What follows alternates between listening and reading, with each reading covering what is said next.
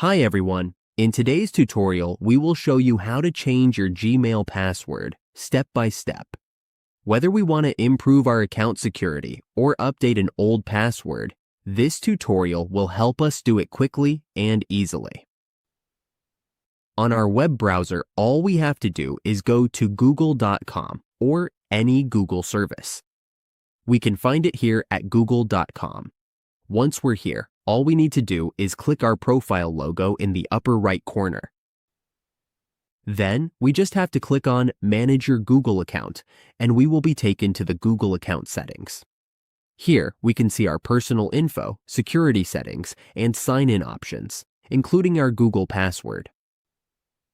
We can change our Google password by clicking on the Google Password section. Here, all we have to do is enter our current password and then click Next. Once we're here, a window will pop up where we can enter our new password and confirm it. Once we've done that, all we have to do is click Change Password, and our password will be updated. And that's it. We've successfully changed our Gmail password.